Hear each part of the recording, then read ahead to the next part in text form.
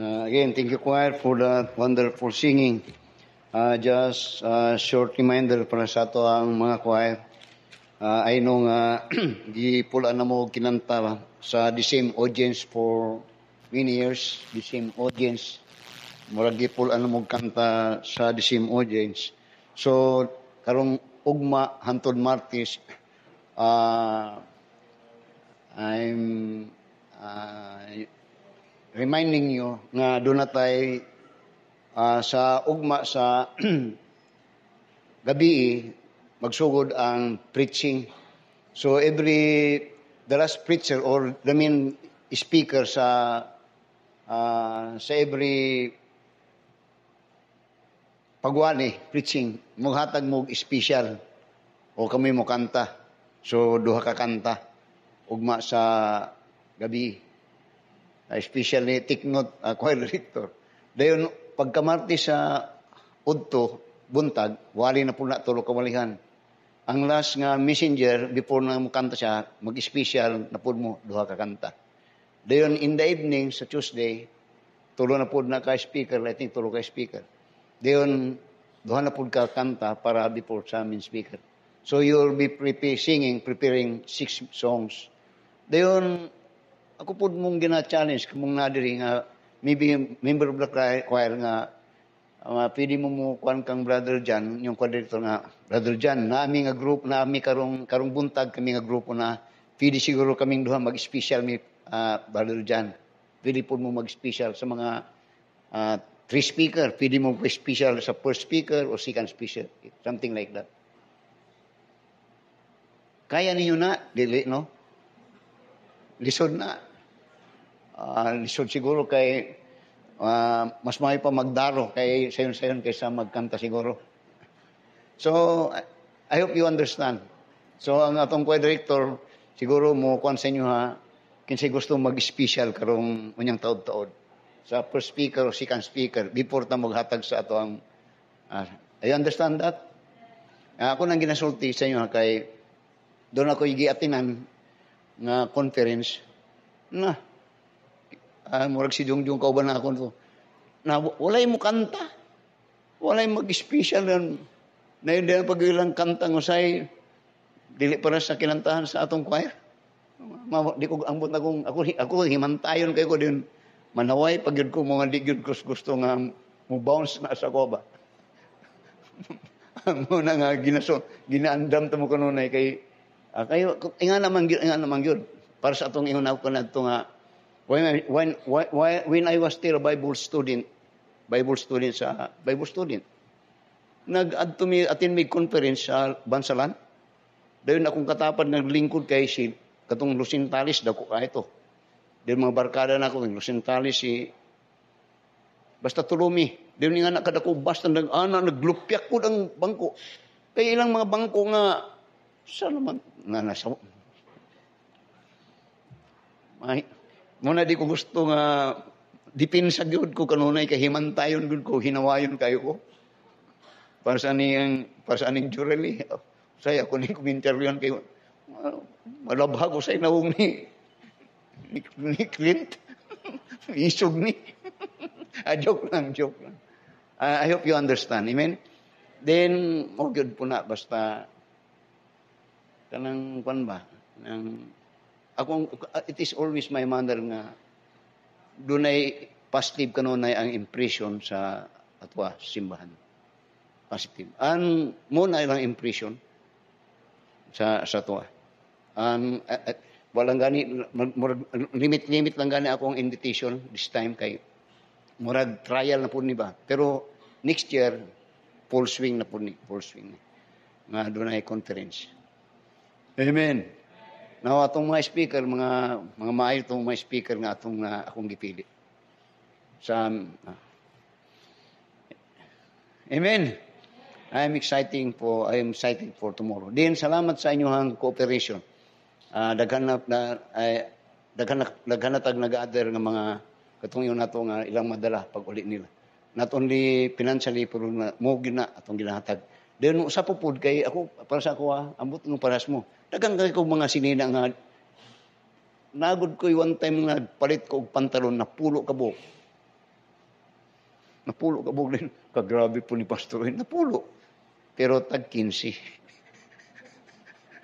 Tag 15 pesos na pulo. 150 na to. Pero gwapo. Alang nasa ok-ok ba?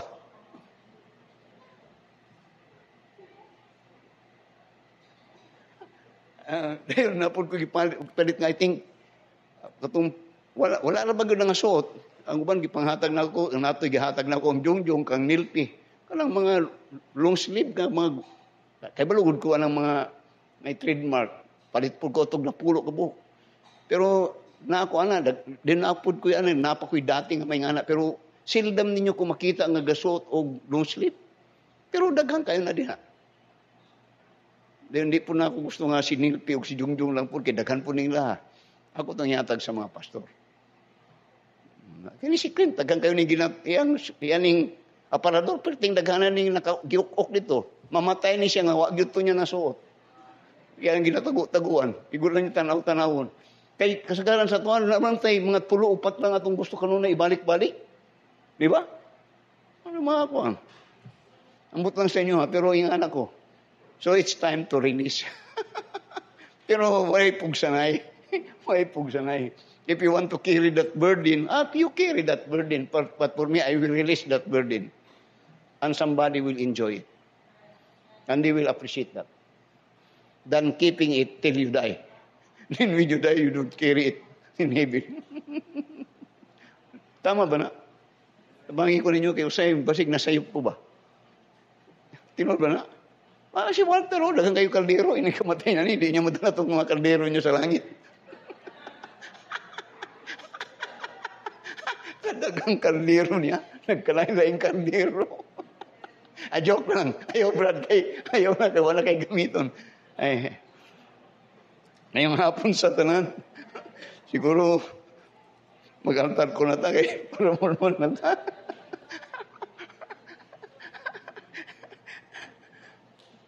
It is really, make that a practice that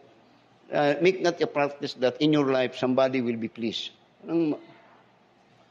Inganin, di lang pagkuhan, but it had been my practice nga, kung moabot gani ko, prasa lang naitapok, bisag sa, dito sa bukid, nagahulat na silang na si pastor.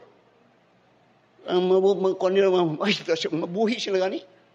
Dili, paras kang, Clint nga kumuta, mabot yung mata mo na yung mata mo na anak po discipline. Dili na maayo ka ng pag-abot ni mo nga mabuhi sila ba? Nga murag mo to nga one time akong gistoryan sila. Ako natingala ko nga na ako ding dapita nga unta haya mo nga ba? Di niya pastor ayo pagsulti anak kay kami benefit yun mi receipt salamat yun mi naabot ka diri pastor.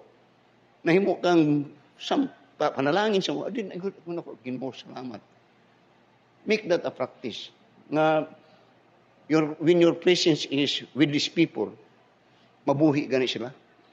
Mahatagan sila paglaom. Para kung sa ko pagtindog na ako, dali, makurap mo tayo na po si pastor, wali na po ning may goal na po. Wala ba? Nalibog na mo, no? Miklat, mo nga nang gwapo nga kinabuhi. Kaya na yung mga tao nga, na ako siya umulkan itong pastor, kung nana siya manghilom mitanan, murag ka lang madipros gani. Ako man ang bantayin ninyo, na yung mga nga tao nga, kung bibo kayo, pag nana siya, makulaps, ayun, wag yun to'y nada.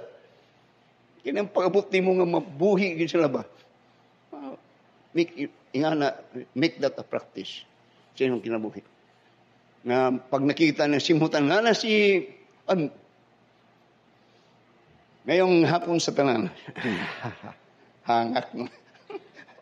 The message that I would like to share is the danger of hardening our heart. The danger of hardening our heart. And this is the message that I would like to share. Don't you know nga, taghang mga Kristohanon, so-called Kristohanon nga, instead nga nagahumok ilang kasing-kasing, sa kadagwayan nagakagahi naman sinoon. Have you observed that? Na yung mga ingani, and that is very sad. nga instead nga ang pulong sa Ginoo mo'y mupahumok silang kasing-kasing, mo'y mupahambol sila ha. Ang nahitabo sinon nagapagahi. Now, murabag ka ng kini nga principle, murabag ka ng instead ang gwapong kini ka ng free gani ka ana. Pero free nga okay kayo. Pero kung nagaing ana ka kanunay, wan kayo na. Mura ang ana ba? So, when the word of God is given, the always a tendency is either it will soften our heart or it will harden our heart. So that you will find in this particular passage in Hebrews chapter 3. Hebrews chapter 3. In which here you will find the word, notice the word harden by the way. Tanawa sa verse 8. Ang word niya, harden not your hearts. Tanawa sa verse 8. Then notice in verse 13.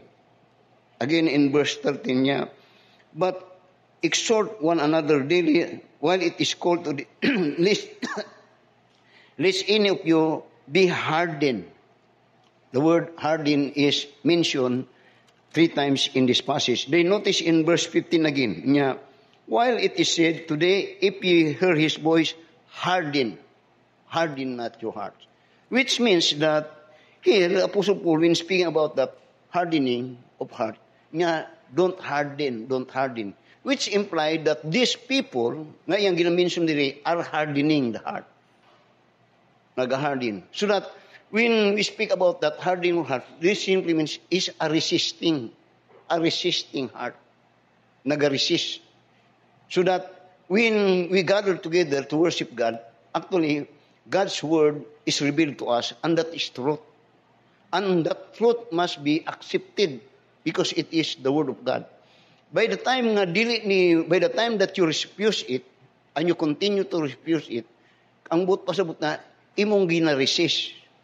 O ang term niya karon is hardening. Hardening.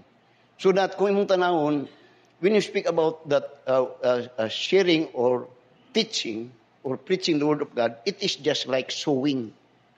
That when we sow seed, those seeds that is being sown will effectively grow in a humok nga mga yuta. Muna nga una mo so gani, ilang ng pumukon og mayong yuta para pag pag-sow sa natural ni nga practice nga pagturok sa gamot mo penetrate yun, mo dulo. But when the seed is sown in a hardened soil, of course, a little bit at a time, tulok na. Pero because of the hardened soil, kung moabot ang init, tungod kay dili nakapenetrate ang gamot, mo wither. Dili mo tubo. That's the principle of preaching the word of God. Now, I am a hardened man. Lisod ko patuhon, kanato lisod ko patuhon. Bisan gani karon kung mga magkuan mo lisod ko ninyo makonbinsi. Pero in the word of God, sayon ra kayo ko. Sayon ko kay ako man ang gina-practice. That I'm daily pag mata nako, ako na yung ginasulti sa inyo ha, kay I want you, ako gusto na ako i-share kung kinabuhi sa inyo ha. Kay ba si gusto ninyong awaton ba? Pag matagod na ako na tungo sa kadlaw, I think it's Saturday, nagmata ko mga alas 12 kapin. Natulog ko alas 9. Pag kamata ko na, may practice is, pag mata na ko na, ang una gyud na kong guniton, Biblia na. God knows that. Mubasa ko Biblia. Kana 3 chapters or either 3 pages or 5 pages na. 5 pages ba? Adlaw-adlaw na. Not only buntag, kundi my manner is, pag una ko matulog, mubasa na po kong Biblia. Una ko matulog. Gani na panahon nga usay busy ko o nag-study ko, makalimot ko. Pag higda na ko, wala pa ko nakabasa. Mubalik ko sa akong opisina. Ako yun na bisag katulgon ko, ako yun ang ginaduot. Then, what that means to me? That it becomes sin to me if I will not read the Bible in the first day when I awake. It would be sin for me if I sleep without reading the Word of God. Nahimo na ako ng sala sa Ginoo. Kaya ako man ang gicommit sa Ginoo. Dindi good pud ko na ako gusto bawion tong akong commitment sa Ginoo. Johnny, I tell you, to be honest, what I'm receiving to this church is, kung mong tanawon, maybe too much.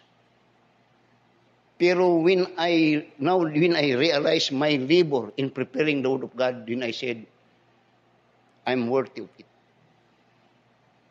Worthy ko na. Di na ako na ginakaulaw. Kaya ako man ang giliburan.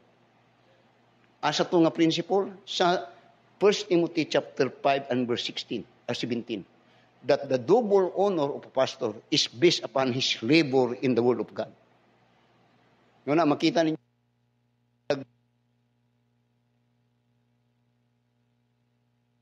Kini akong iwali karon, ikaduhan na po na ako ni gingang outline. Then there are times ngayon ako, hago man din yung magpastor.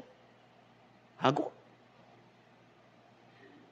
O ako mo po na nga, ako mong sa mga min, ako ning ginatuyo ka na to, when we started this dawn prayer nga ministry, nga every man is given a privilege nga mo hatag silang message.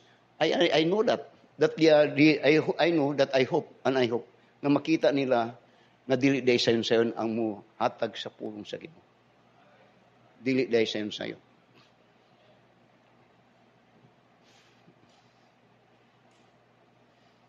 Asa na taron? Harden. Now,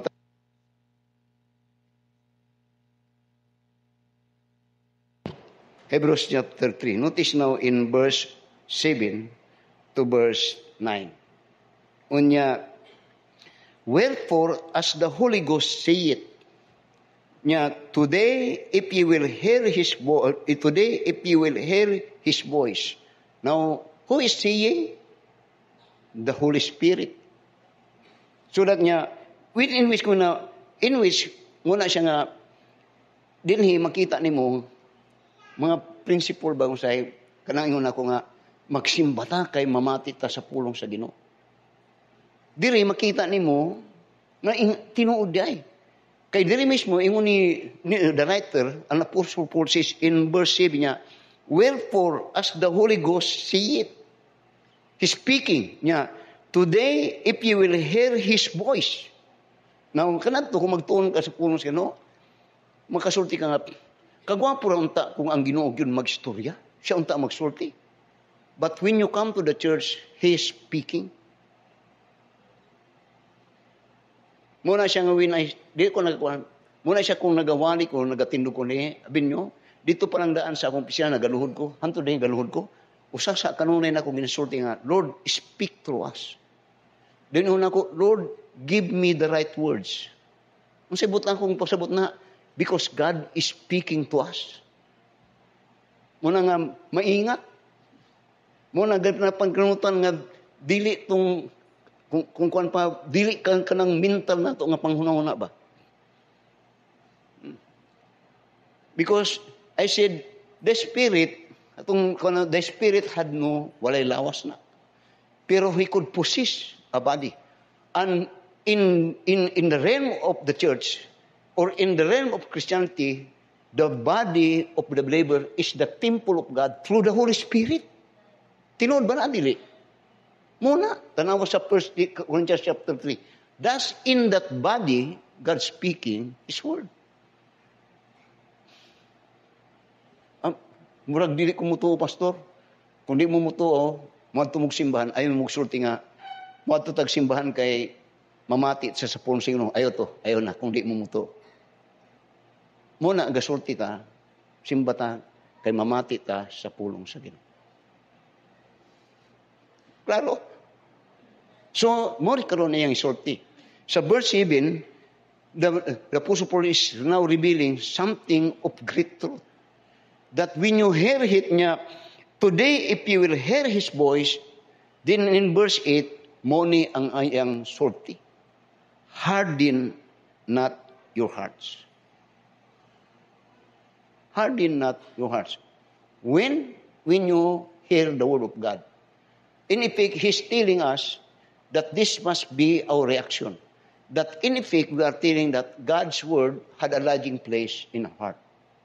Ang pulong sa Ginoo. When I was just a member like you, ay panahon ba nga nagahirap ko, nagapamati ko, wali sa mong pastor ka na to. And I thank God for my pastors before. Din kanang inyong pag-forward diri, kanadto mag-forward ko, bisag ako lang usa.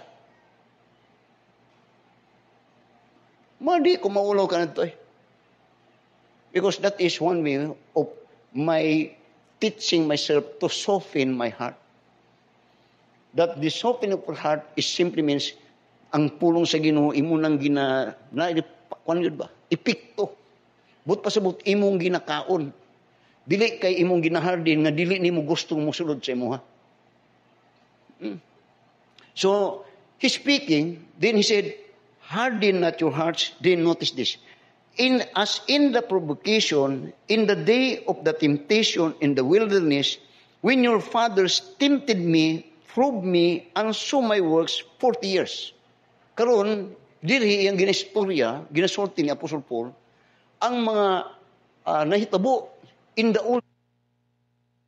old time, God's people, the prophets and the priests, speak to the Israelites, God's people. Iyan na ginasulti karon nga, sama ni adtong mga tao kanadto. He's speaking about the past.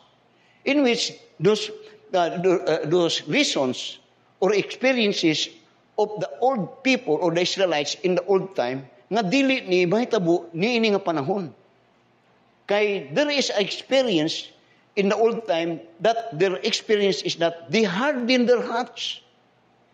That to the point that when they hardened their hearts, they may not understand it, that they had despised the Word of God. Thus, by their despising the Word of God, they despise God. Thus, when they despise the Word of God, they despise God. Pasabot na, by the time that you despise, reject the Word of God, in effect, you rejected God.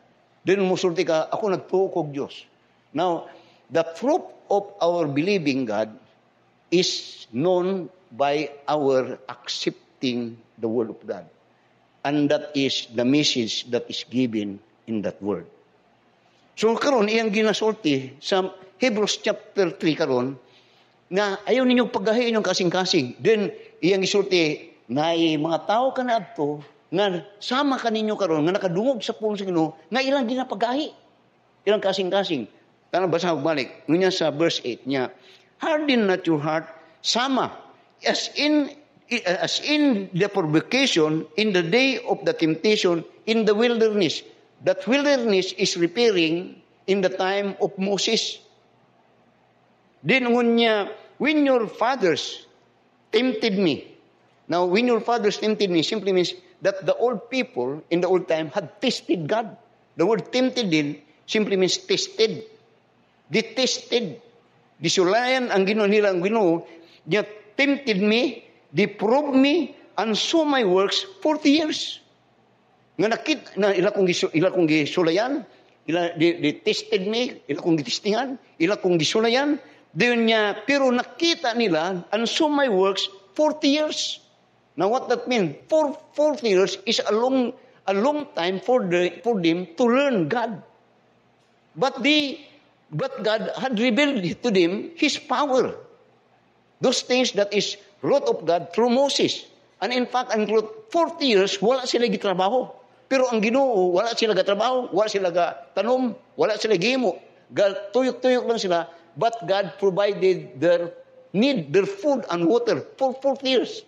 Muna itong, in that time, God said, man should not live by bread alone, but by the Word of God. Through the Word of God, they were survived and God provided everything that they need. Food, water, and even meat. For 40 years, and that 40 years is too long enough that they could prove that God indeed is sincere, that God indeed is faithful, that God indeed could be trusted. But harden not your heart. Why? Because for all these experiences that they had, tanawa sa verse 10, wherefore I was grieved with that generation, and said, they do always err in their heart, and they have not known my ways. Now, sabtan inyog maayo. Kini ang kinukulimutan na bugo na gyud ning klase nga tao nga for 40 years. Nga ingon niya for 40 years ang kaayo sa Ginoo di had experience, pero niya wa gyud nila matun-an ang akong pamaagi. What that mean? That these people had experienced the power, miracle, goodness, and everything of God's faithfulness, but they had never had learned to trust God. Sabot ni mong pasabot that never learned to trust God. Ingani. Sa dihang ako na lang saysayon ni. Sa dihang when they were in the wilderness, kadtong 11 journey from Egypt to the promised land is only 11 days journey. 11 days lang nga travel unta to. But because of their unbelief, kadtong 11 days turn into 40 years. Nganong nig-turn sa 40 years, kung wala pa, dali lang unta nila katong blessing na dawat unta nila, 11 days lang. Walay doa ka semana. Pero it turned out nga muhantod sa 40 years to. Pero ang di pa gyud mayo, in their wilderness journey, dito nila nasulayan ang kaayo sa Ginoo, but they keep on hardening their hearts, so that when they came to the edge of Jordan River, what they did, ang Jordan River, kung kuwan pa sapa na, siguro dito sa kanto sa kuwan, tabok na, mo na tong promised land. Pero sa dayan na sa stampi, ang ilang gihimo, detested God. And their testing is, they asked to spy out the land. Masunod ko ninyo? Kamong dugay na nga magkasunod. They asked to spy out the land. And their intention to spy out the land is again to test if indeed what God said about Canaan is true. Because God's teaching and principle is that after that they were redeemed from Egyptian bondage, it is not only that they are redeemed to stay in Egypt, but God will redeem them from the Egyptian bondage. Ang plano sa Ginoo is He will put them into that land in which God described as a land flowing with milk and honey. Sa dihang na sila dito, ingon nila, gusto na mo nga paispiyahan to nga yuta. Paispiyahan na mo to nga yuta. To verify kung tinuod ang Ginoo. Now, when they do it, therefore, they doubted the sincerity of God. Ilang gi-question ang Ginoo. Nga ang buot pasabot karon, ilang gi-question nga wala sila pagsalig sa saad sa Ginoo. What they did, God allowed it for them to spy out the land. And when they spy out the land, they proved, sa Numbers chapter 13 to 14, they proved that what God said is true. So that when they went out, dito sa ilang pag-spy out for 40 days, dala-dala nila ang grapes, dili makaya ko sara. Duha na sila pasaan. And they made that report that indeed, sila mismo sulti, ang sulti sa Ginoo, tinuod. Pero ang di maayo yun nila, kadto nga yuta, na puno og mga higanti. Gipuy-an og mga higanti. Mga tao nga mga warrior. So, what that mean now is that they could not enter, though it is indeed true that it is a land flowing with man. They could not enter. Why? Because they see the inhabitant of the land. And they understand that before they could possess the land, they had to fight out and to wipe out all those people, not only dito. Which means there is a war. There is a war. So dahil ilang gitanaw nga there is a war, din ilang gikumpir ang kaugalingon, sila walay practice. Dili sila mga warrior. Ay lang mga kalaban, warrior ug naka-word ang city. So with it, though God's word is true, but the question is God able na ilaming ibutang dito? So what they did, they refused to enter. To enter the land. So, muni karon ang naimong problema. Nga ni.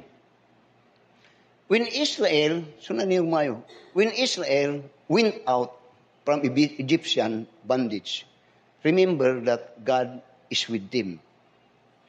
God is with them by the presence of the pillar of the cloud and the pillar of fire at night. Kuyog-kuyog ang Ginoo. Basta muundang gani ang clouds, butas undang sila. Pag mulakaw ang clouds, kuyog sila. Kung gabi ilang travel na ang fire nagapasigang, we speak about that God's presence is with them. But when they enter the land, they lost sight. One more. Kining Israel, when they went out from Egyptian bondage, they went out by the power of God. And that power of God is evidence when he said, pagkuan mo lamb, and the lamb should be killed and the blood ibutang. Sundan niyo, ibutang sa doorpost. Every one of them that went out had met the requirements. The blood of the lamb.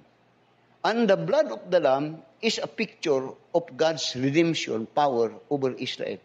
And the same blood, which is the real Jesus Christ's blood, is for our salvation. What that means? That Israel had faith in the redemption. But they had not faith silang pagkinabuhi sa Ginoo.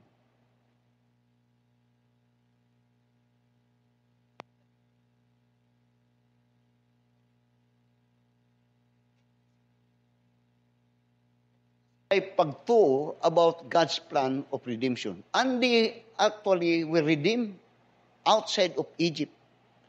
Pero the question now is, they have not lived out their faith in their life. Masabtan ko ninyo?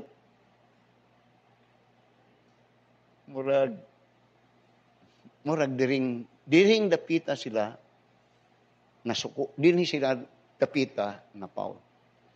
Murapod ng para sa uban sa save ka o I am saved by faith. Din mo ba sa Biblia nga the just shall live by faith. The just shall live by faith. Saved by faith, din live by faith.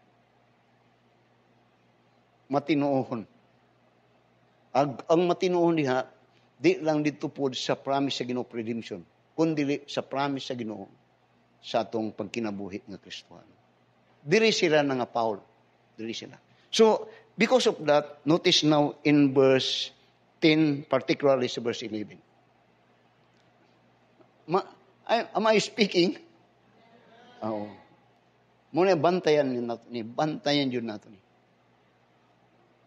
Kaya you will find here that God was angered by these people. And the anger of God is because of their unbelief. What is that unbelief, Pastor? In their living. They have faith in the redemption, but they lost faith in their living. Naroon sa verse 10. Yeah. Wherefore I was grieved in that generation. He's speaking about the old, katong atong hilisgutan. Wherefore I was grieved with that generation and said, they do always err in their heart. Nga muni ang gusto sa Ginoo, pero musok wahi gyud ni sila. Gusto, now when speaking about this, they do always err. They know God's purposes. And they had experienced the power of God lagi. Pero ang problema lang kung sa ato pagkaron is that because kita nga mga tao, mga doon na tayo pangisip. Doon na tayo pangisip no sa atong tanaw nga atong pangisip mas labaw sa pangisip sa Ginoo. Atong pagtanaw nga mas labaw tag kahibalo sa Ginoo. Muna nga dunay pulong sa Ginoo, kana atong ginasulti gud na the just shall live by faith. Dahil niya sa Matthew 6 verse 33, unsa to? But seek ye first the kingdom of God and His righteousness, and all these things shall be added unto you. That is God's principle. But seek ye first, gusto ko, ang atong gusto, all things shall be added. Gusto ta to. Pero ang principle sa inyo, seek ye first the kingdom of God and His righteousness. Then, and all these things. Then, kata, dito ta diretso sa all these things, atong ginahawa tong but seek ye first. Kanuman, tungod kay ang atong pagtanaw, kita ang mas maayo kaysa sa Ginoo. So, we always err. Ang term niya, we always err. This is God's way for getting these things, but we want to get these things atong makatili without katong sa Ginoo nga yang principle. Sa ibot ni mong pasabot, Pastor. Now, I want to get those things. Ako, gusto ba ako? Pero even mula to, pero what I'm doing now, and I'm doing, mo to. Pag mata na ko, una ko magbasa ng Biblia, gampo pagod ko, anak. Of course. Pag mata na ako na, brad. Now, I'm telling you this. I don't know. Maybe di ko ipa-enrich ko siguro, but I'm so much contented in this life. Gani, kung ginasulti sa akong asawa, mamatay ko, malipay yun kang mayo. Pero wala ko anang mabutang. Bisan ako, mga anak na ako lang na, they are part of me. And even this church. Mato yung na ako, to be honest, I tell you, akong isulti ni sa inyo, akong on process na ang ato ang titulo. Katong yuta sa, misa, ang una na ko ning gisulti si Jungjung. Once makuha ni Jung, kay si Jungjung manggod ang ako, wala ko'y kusog Jungjung akong kusog dili. Si Jungjung na akong masampit. Ug siya po kanunay usang maistoryan pa. Pero ako istorya niya. Once matransfer nga titulo brad, ako ato ning ibaligya. Kadtong portion nito, I'm planning to sell it for 7.5 million. Then akong ibalik simbahan. Kaya nga naman Jung, kay balo ko kung mamatay ta, maggubot yun yung simbahan ani kung. Then ako pag muna, wala ko'y nakita din simbahan mo, ganahan kung mamatay kung take over dito. Pero akong ginasulti is that I want those things, but not so much religion ang akong interest to. Pero my interest is to challenge what God said. But seek ye first the kingdom of God and His righteousness. What I did, pag mata na ko, ampo, basa sa pulong signo, pag una ko matulog, basa, gano man na, open times, and I tell you, even ganihan, ampo ko, Lord, salamat, my treasure is your wisdom. Ang ginasulti sa Ginoo, my treasure is your wisdom. Unsa na ibot nimo pastor, kanang kung pagwali, when you are talking with me, that is my treasure.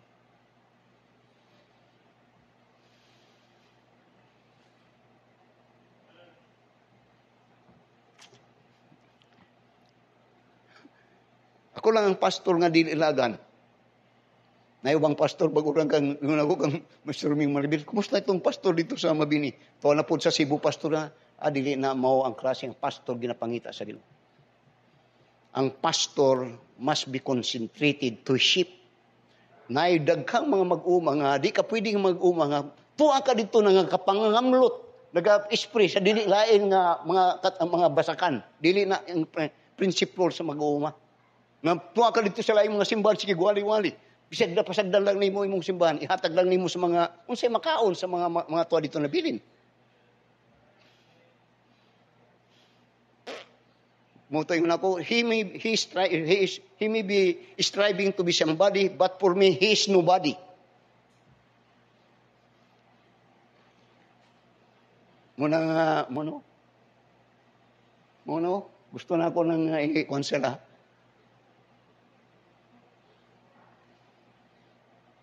Diyon dili sa tuwa, dili ko gawali nga, ana-ana, dili. Akong ginatulusin niyo, unsaon pag-ana dito sa Ginoo. Kaya mamuntay niyo gusto. Dahil wala ko gana. Pero salamat kang Clint. Murag nakikitunod si Clint pinasawa. Papanako to gikuan. Ako, open kayo ko. Kanya, tabang na ako ni pastor para sa conference. Kumpiyansa po siya nga ako itong ibulsa. Matingon ako, ibutang lang sa conference. Iya man gusto nga, papanako to ihapa. Baga ba to? Kumpiyansa na po ni. Ang damay. Iya, bitaw. So, tanawa ron. Ano sa verse 10? Ngunya, wherefore I was grieved with that generation. Kanang word grieved, nasubo og mayo ang Ginoo atong mga tawhana to. Ngano man, Hago-hago lang siya nga gipakita niya dito kang Moses nga siya ang water will turn into blood. Makita niya dito sa hago-hago lang siya nga pag-ana ni Moses sa Red Sea na buwak, nya way hinungdan. For all those 10 plagues that yan, ug hago-hago lang ang Ginoo nga para di siya mainitan sa pagbagtas sa wilderness ng clouds. Hago-hago lang ang Ginoo nga para pag lakaw nila gabi, dili sila mga tumba tungod kay na pira o crab. Then later on niya, I was grieved. Unsay but pasabot nga, kung kuan pa, usik-usik lang. I'm sorry, Lord. Pero muna akong pagsabot. Nga naman,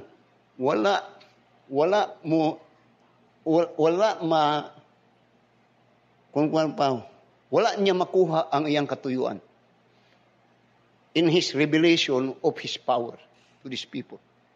Wala niya mapuslan sa Ginoo. Napuslan nila, pero wala nila nakabuild og pagtuo sa Ginoo.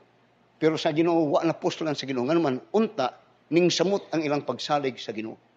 Muna ingon niya, wherefore I was grieved with that generation and said, they do always err in their heart, and they have not known my ways. So sa verse 11 now niya, so I swear in my wrath. Kining word, kung mo sabton nga, ang Ginoo ni nga, I swear in my wrath. Now, ang Ginoo had, there is no such reason for God to swear. Kay pwede man niyang mahimong tanan. But when He made mention to swear, that is the result of His grieving heart nga nakapanad siya nga, ang iyang panad, tanong sa iyang panad. Ngunya, and I swear in my wrath, they shall not enter into my rest.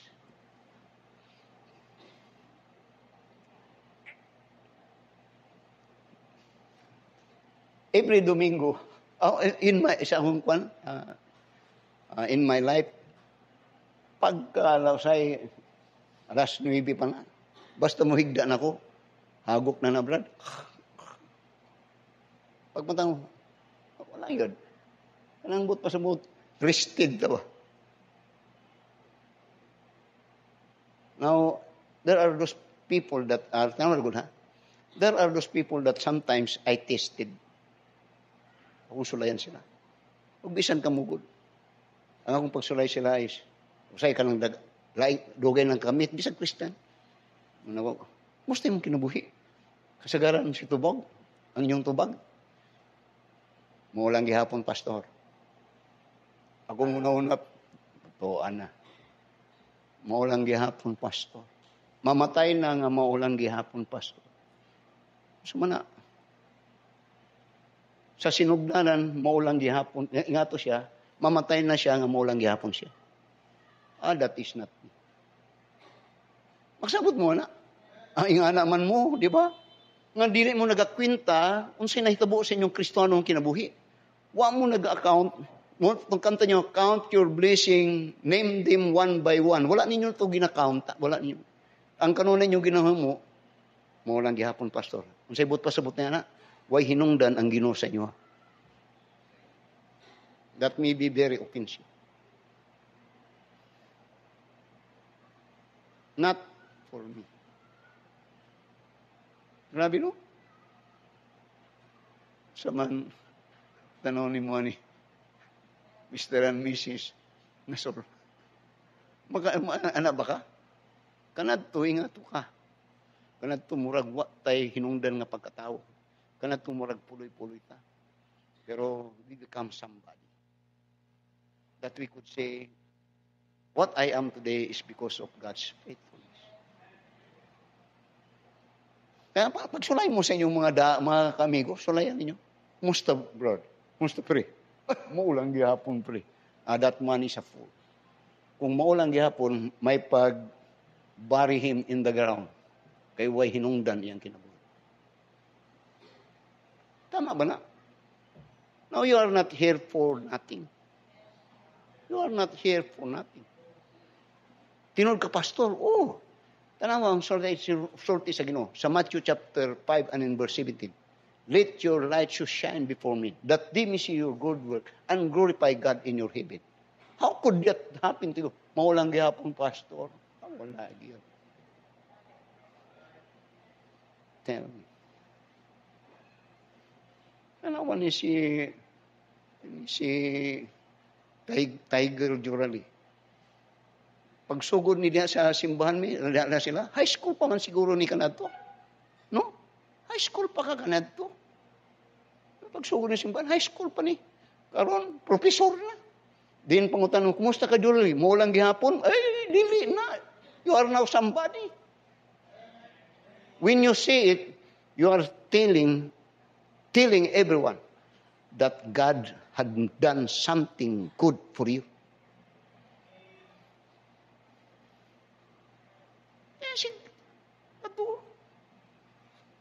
Yung tindahan ka na to si brother, ini kati-kati ko ni Walter, yung tindahan ka na to, kanang ana-ana lang ho. Usay magkulan, magtago-tago pa na. Karon, Don Walter Balyado. Pangutan ni mo, Walter, kumusta ka? Di kamusulti sa God, maulang gihapon pastor, kay kumusulti maulang gihapon, di mautan lang gihapon ka ato. Karon kay ang property ni Don Walter Balyado. God, when you say it, dili na. God had done something good for you. Kamu. Sino ba? Kita. Bisag si Brad Jumari. Motor-motor lang na kanadto. Mga tumbat-tum, ligid-ligid kay ang pasahero, mga baboy nga ayang pangumprahon. Din pang tanon, kumusta na Brad? Mo lang gihapon? That's na, dili na mo. Kung mo lang gihapon, but pasabot, walay nahitabo sa imo ha. Walay gihimo ang Ginoo sa imo ha. You reason with me. Ingani pod atong simbahan. Pagsugod na to, dili man ni ingani.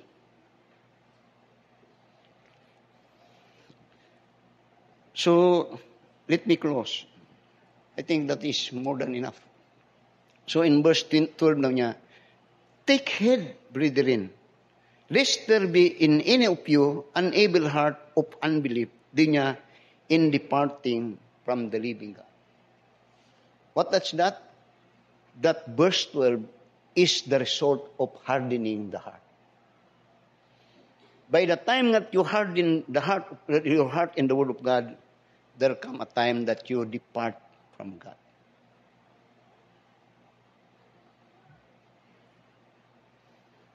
Harden not your heart. Let us all stand up and let us pray. Our most gracious and loving Father, Lord, salamat sa mensahe. And the message is a warning that when the Word of God is given, then our reaction or how we respond is not to harden our heart. That when our response is therefore that God's Word has always a lodging place in our heart, that in effect we believe the Word of God. And that when we believe the Word of God, that is now the evidence that indeed we believe God. So, Father, the message is being given. Help your people to be faithful and to head on the challenge. Harden not your heart. In Jesus' name, amen. God speaking in your heart, come maybe and pray and thank God for it. Sing the trusting every day, trusting through eternal me way, even when my faith is small, trusting Jesus God is all, trusting us the moments fly, trusting us the days go by, trusting Him whatever before, trusting Jesus that is all, brightly dawn His Spirit shine into this poor heart of mine. While He leads, I cannot fall. Trusting Jesus, that is all. Trusting us, the moments fly. Trusting us, the days go by. Trusting Him, whatever before. Trusting Jesus, that is all. Singing, my way is clear. Praying, the path be tread. In danger for Him call. Trusting Jesus, that is all. Trusting us, the moments fly. Trusting us, the days go by. Trusting Him, whatever before. Trusting Jesus, that is all. Trusting Him, while life shall lie. Trusting Him, the earth be past. Till within the jasper wall. Trusting Jesus, that is all. Trusting us, the moments fly. Trusting us, the days go by. Trusting Him, whatever before. Trusting Jesus, that is. Kaya dahang salamat for your attention. Kini si Lalang, murag kasabot ko ani nga malipayon kayo ni. Kay ay ko recall ako ning isultihan siya gagahapon. Kay naga-tickle ba. Din ako bini mo sa dihang nagpasar kog board, that was 1982. Wala pa ni sila lang, 1982 nagkapasar kog board. Ang pinakahambugira sa among dapit akong mama gyud. Pan katong mama. Perting basta ang gimuhat among balay, muni among balay, sabungan din ha. Muagi ta lang sabungiro na basta Sabado Domingo sa among tagkaran. Pasal na kog board. Paihaw ako mga magbaboy. Sabado. Tanang mga sabungiro perting lipaya. Doon akong mama po, nagapagkaon nga. Akong anak, pasar og board. Mura po ning sila lang. Tikalon. I understand that. I've been there. Let's bow down our heads for prayer. Our dear Heavenly Father, Lord, salamat sa manindot nga panimbahon karong nga tibok nga adlaw. Og every Sunday is a wonderful day for us as God's people. We are truly being blessed by the singing and the message and preaching, even in our Sunday school class. To the point that indeed this is a church that wants to build God's people in the Word of God. Because the Word of God is the food of our soul and spirit, that not only that we are enlightened, but we are being reminded and being encouraged that faith is the key. The one that could link us to God, and that faith is trusting God. That is the message of the song that we are just sing. So bless us, BMD, sing us continually, Father, and we do include in prayer our activities tomorrow and even on Tuesday. And we pray for thy safekeeping for the pastors and those that will be coming, Lord, that you will keep them safe na makaabot. And they could be a blessing as they will bless us to the messages that they have prepared for us to listen.